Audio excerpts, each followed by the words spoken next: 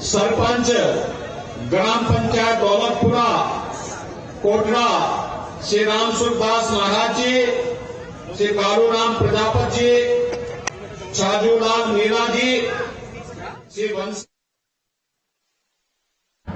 सोहन महाराज जी, दौलत सिंह जी, पप्पूलाल सैनी जी, रामजी लाल गुजर जी, भारतीय जनता पार्टी के सभी पदाधिकारीगण और भारी संख्या में आमेर विधानसभा क्षेत्र से उपस्थित सभी उपस्थित भाइयों और बहनों,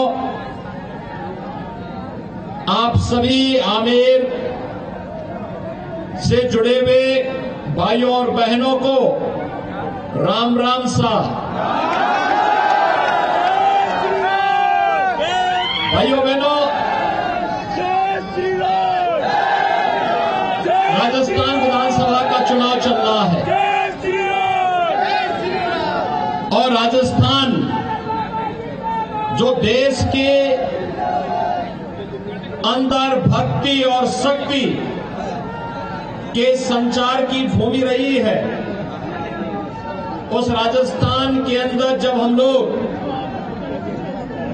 भक्ति की बात करनी हो, त्याग और बलिदान की बात करनी हो, देश के प्रति संपूर्ण समर्पण भाव के साथ कार्य करने की बात करती है, तो राजस्थान की ओर पूरा देश बड़ी आशा भरी निगाहों से देखता है कि वही राजस्थान है जिस राजस्थान ने पृथ्वीराज चौहान, महाराणा प्रताप और राजा सूरजमल जैसे महाप्रतापी राजाओं को जन्म देकर के इस धरा को पूर्ण किया है, सबके लिए पूज्य बनाया है।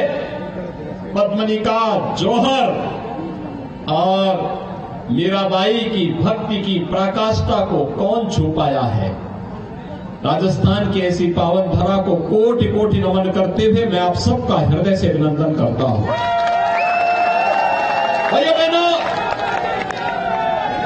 राजस्थान, जिस राजस्थान को देश के पर्यटन के सबसे बड़े केंद्र के रूप में पूर्व उपराष्ट्रपति और राजस्थान के पूर्व मुख्यमंत्री माननीय श्री भैरव सिंह शेखावत जी ने स्थापित कर दिया था, जिस राजस्थान को भारतीय जनता पार्टी ने अपने शासन काल में विकास की एक नई ऊंचाइयों को आगे बढ़ाने का प्रयास किया था, और जिस राजस्थान में 5 वर्ष पहले तक विकास हर गांव, हर गरीब, हर किसान, हर नौजवान, हर महिला तक पहुंचाने के लिए बड़े बड़े कार्यक्रम और कार्य योजनाएं आगे बढ़ी थी, श्रीमती वसुंधरा राजे जी के नेतृत्व की भारतीय जनता पार्टी सरकार ने आगे बढ़ाया था। आखिर 5 वर्ष में ऐसा क्या हो गया कि वह राजस्थान आज विकास में, पर्यटन में, रोजगार देने में, अन्नदाता किसानों के खुशहाली में नंबर 1 पर नहीं है। आज भाइयों बहनों, राजस्थान नंबर 1 में होता है अपराध में नंबर 1 पर, अराजकता में नंबर 1 पर, भ्रष्टाचार में नंबर 1 पर, गुंडागिर्दी में नंबर 1 पर, गौकशी की घटनाओं में नंबर 1 पर, और भाइयों बहनों, महिला संबंधी अपराध हो या साइबर अपराध हो, इन सब में आज नंबर 1 पर राजस्थान है। और इसीलिए मुझे आने की आवश्यकता पड़ी है भाइयों बहनों, आपसे अपील करने के लिए। इसीलिए मैं आया हूं। एक और प्रधानमंत्री मोदी जी के नेतृत्व में, प्रधानमंत्री मोदी जी के नेतृत्व में भारत दुनिया की एक बड़ी ताकत बन रहा है। वैश्विक मंच पर भारत की प्रतिष्ठा बढ़ रही है, भारत का सम्मान बढ़ रहा है। जब मोदी जी दुनिया के अंदर किसी देश में जाते हैं और उन्हें सम्मान दिया जाता है, तो ये सम्मान मोदी जी के साथ साथ 142 करोड़ भारतीयों का सम्मान होता है। सुरक्षित होती हुई सीमा, आज कोई दुश्मन भारत की तरफ टेढ़ी निगाहों से नहीं देख सकता। कोई दुश्मन आज भारत की सीमाओं में घुसपैठ करके निर्दोष नागरिकों पर हमला करने का दुस्साहस नहीं कर सकता है। उसे मालूम है अगर उसने दुस्साहस किया तो भारत के बहादुर जवान उसकी माद में घुस करके उसका काम तमाम भी कर सकते हैं। भाइयों बहनों, आज भारत के अंदर कांग्रेस के द्वारा दी गई बड़ी बड़ी जो समस्याएं थी, उन समस्याओं के समाधान का एक वादा है। आपने देखा होगा कांग्रेस ने आतंकवाद की समस्या दी, मोदी जी के नेतृत्व में कश्मीर में धारा 370 समाप्त करके आतंकवाद की समस्या का हमेशा के लिए समाधान निकाल दिया गया। भैया बहनों, कांग्रेस के शासन ने नक्सलवाद दिया, मोदी जी के नेतृत्व में नक्सलवाद की समस्या का समाधान हो रहा है। कांग्रेस ने देश को अलगाववाद की चपेट में झोंका था, मोदी जी के नेतृत्व में अलगाववाद की समस्या का समाधान हो रहा है। कांग्रेस ने विकास को अवरुद्ध किया था, मोदी जी ने देश के अंदर हाईवे, रेलवे, एयरपोर्ट और साथ साथ देश के अंदर AIIMS, IIM, IIT, one district one medical college, हर घर नल की योजना को देकर के विकास हर गांव, हर गरीब तक पहुंचाने का काम किया है। भाइयों बहनों, कोई सोचता था कि गरीब भी हवाई जहाज की यात्रा कर पाएगा। मोदी जी ने कहा कि हां, हवाई चप्पल पहनने वाला भी अब हवाई जहाज की यात्रा करेगा। ये पहली बार हुआ है, ये पहली बार हुआ है। हमारे गांव में भी अच्छी सड़कें बन पाएंगी, ये भी पहली बार देखने को मिल रहा है। और भाइयों बहनों, गरीबों को मिलने वाली योजना का लाभ याद करिए, कांग्रेस के नेता क्या कहते थे? कहते थे कि देश के संसाधनों पर पहला अधिकार मुसलमानों का है। ये बोलते थे ना, ये बोलते थे ना। और मोदी जी ने क्या कहा? उन्होंने कहा नहीं, देश के संसाधनों पर पहला अधिकार गांव का है, गरीब का है, किसान का है, नौजवान का है, दलित का है, वंचित का है, समाज के प्रत्येक तबके का है। मोदी जी ने नारा दिया, सबका साथ, सबका विकास। भाइयों बहनों, ये सबका साथ और सबके विकास का नारा ही राम राज्य की आधारशिला है। कांग्रेस कहती थी कि राम हुए ही नहीं, कृष्ण हुए ही नहीं। आखिर कांग्रेस यही कहती थी ना। और भाइयों बहनों, हमने कहा था रामलला हम आएंगे, और मंदिर बनाने के पहले हमने ये भी कहा कि रामलला हम आएंगे, लेकिन पहले ढांचा हटाएंगे। गुलामी का ढांचा हटा ना, आज मंदिर बन रहा है ना, कोई संदेह है क्या? तो भाइयों बहनों, अब फर्क आपको महसूस हो गया होगा। कांग्रेस देश की समस्या का नाम और भारतीय जनता पार्टी समस्या के समाधान का नाम, दोनों अंदर फर्क महसूस हो गया ना। और भाइयों बहनों, इसीलिए हम लोग आए हैं। ये राजस्थान देश की त्याग और बलिदान की भूमि, देश को विपरीत परिस्थितियों में संबल देने वाली भूमि, देश की सीमाओं को सुरक्षित करने वाली भूमि, और अपनी कला और स्थापत्य कला के साथ साथ अपने शौर्य के लिए, अपने पराक्रम के लिए, अपने पर्यटन के लिए, अपनी सौम्यता के लिए, अपने आतिथ्य सत्कार के लिए हमारी राजस्थान की भूमि जानी जाती है।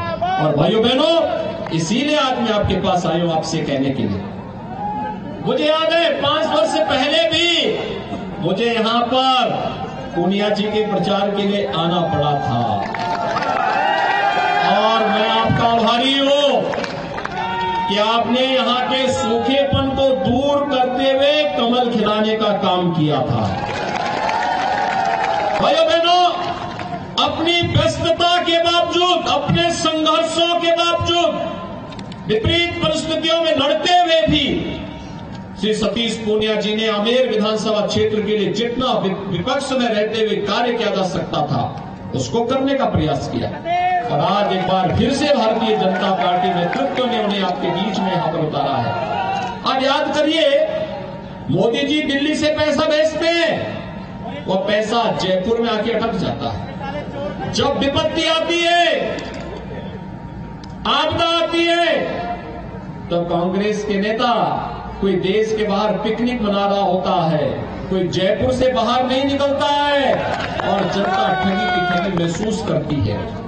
लेकिन भाइयों बहनों, मोदी जी के नेतृत्व में कांग्रेस जो 55-60 वर्षों तक नहीं कर पाई, मोदी जी ने मात्र 5 वर्ष में 9 वर्ष के अंदर वो करके दिखाया। खासतौर पर आप देखेंगे इन 9 वर्ष में 12 करोड़ गरीबों का एक शौचालय मिल गया, 4 करोड़ लोगों के लिए 4 करोड़ लोगों को एक आवास मिल गया, 4 करोड़ गरीबों के घर में बिजली के कनेक्शन पहुंच गए, 10 करोड़ गरीबों के घर में उज्ज्वला योजना के कनेक्शन पहुंच गए। और भाइयों बहनों, संकट का जो साथी है वही साथी है। 80 करोड़ लोगों को देश में फ्री में राशन की सुविधा का लाभ ये पहली बार मिला है। आज मैं समाचार पत्र पढ़ रहा था, अमेरिका में, चीन में, दुनिया के तमाम देशों में कोरोना के मामले बढ़ रहे हैं। भारत में मोदी जी ने ऐसा वैक्सीन बनाया, कोरोना हमेशा के लिए समाप्त हो गया। भाइयों बहनों, अगर कांग्रेस की सरकार होती तो कोरोना वैक्सीन आती ही नहीं, और अगर आई जाती, वैज्ञानिक शोध करके लाई देते तो ये इसको भी ब्लैक कर देते। और यही कारण है राजस्थान में आप देख रहे होंगे कि पिछले 5 वर्ष में माफिया पनपे हैं। कहीं खनन माफिया, कहीं भू माफिया, कहीं जंगल माफिया, कहीं पशु माफिया, कहीं पर सत्ता के संरक्षण में अपराध करने वाली माफिया। और भाइयों बहनों, इसीलिए यहां नौजवानों के जीवन के साथ खिलवाड़ होता है, पेपर लीक होता है, नकल माफिया भी आप पनपे हैं, नौजवानों के भरोसे के साथ खिलवाड़ कर रहे हैं। और इन्हीं माफियाओं के लिए हमने खोज की यूपी में बुलडोजर, इन्हीं माफियाओं के लिए की है। आप देखते होंगे ना, यूपी में बुलडोजर जब चलता है माफिया के ऊपर, कोई ठोर ठिकाना नहीं मिलता है। और इसीलिए भाइयों बहनों, ये डबल इंजन सरकार की ताकत है। डबल इंजन सरकार गरीब के साथ खड़ी होकर के न्याय भी देती है, उसके सम्मान की रक्षा भी करती है और उसकी आस्था का सम्मान भी करती है। याद करिए, उत्तर प्रदेश में भारतीय जनता पार्टी सरकार आने के पहले हर दूसरे तीसरे दिन एक दंगा होता था। और भाइयों बहनों, आज पिछले 6.5 वर्ष हो गए भाजपा की सरकार यूपी में, एक भी दंगा नहीं हुआ, एक भी दंगा नहीं हुआ। और आयोजनों में आपने देखा होगा, कावड़ यात्रा जब यूपी में निकलती है तो एक कावड़ यात्रा में 4-4 करोड़ लोग जाते हैं, कहीं कोई तिनका नहीं हिलता है, तिनका नहीं होता है। आयोजन बड़ी भव्यता के साथ होते हैं, पूरी भव्यता के साथ, उमंग और उत्साह के साथ। अयोध्या का दीपोत्सव देखा होगा ना, दीपावली के दिन ये दीपोत्सव के कार्यक्रम अब हर जगह होते हैं। सुरक्षा भी है, आस्था का सम्मान भी है, और उसी आस्था के सम्मान के लिए हम लोग आज आपके पास आए हैं। भाइयों बहनों, देखिए, आप राजस्थान के लिए पूनिया जी को एक बार फिर से कमल खिला करके जयपुर भेजिए। और मैं आपको आह्वान करने के लिए आया हूं, जो लोग हम पे हंसते थे जब राम मंदिर के आंदोलन के दौरान, कहते थे कभी कभी सपना पूरा नहीं होगा, हमने कहा देखो तुम्हारे ऐसे तुम बोलते रहोगे, हम इन सपनों को साकार करने में विश्वास रखते हैं।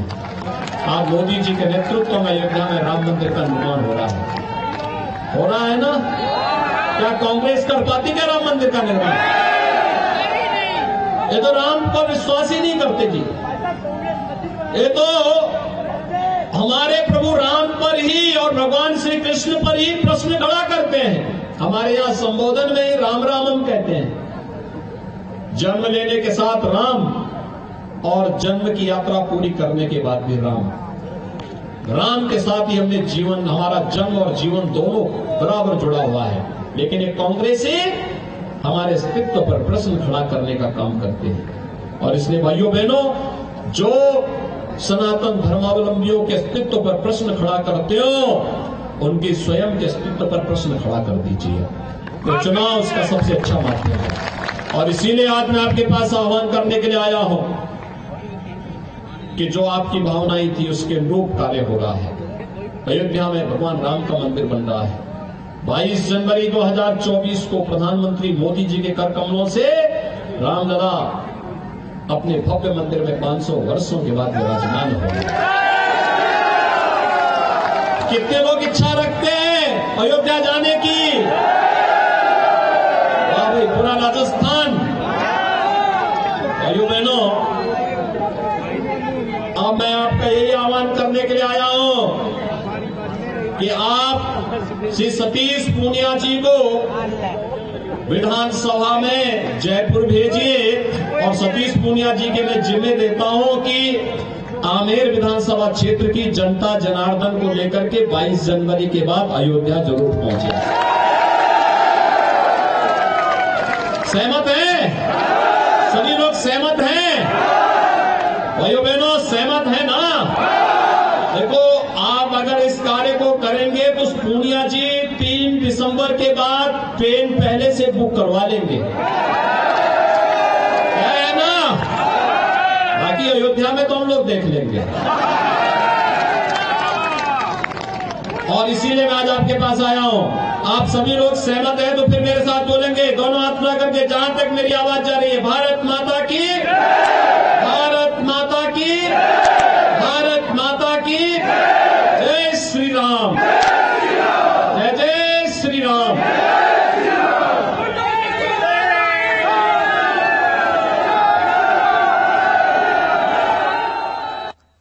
और मुख्यमंत्री योगी आदित्यनाथ को आप राजस्थान के रण में देख रहे थे, जहां चुनावी जनसभा को संबोधित कर रहे थे। बीजेपी के प्रत्याशी के पक्ष में वोट करने की अपील कर रहे थे। और इस दौरान कांग्रेस पर हमलावर होते हुए मुख्यमंत्री योगी आदित्यनाथ नजर आए। स्टार प्रचारकों की लिस्ट में भारी डिमांड मुख्यमंत्री योगी आदित्यनाथ की चुनावी राज्यों में, और इसी के तहत पहुंचे हुए हैं, जहां बीजेपी प्रत्याशी के पक्ष में जनता को संबोधित किया और भारी भीड़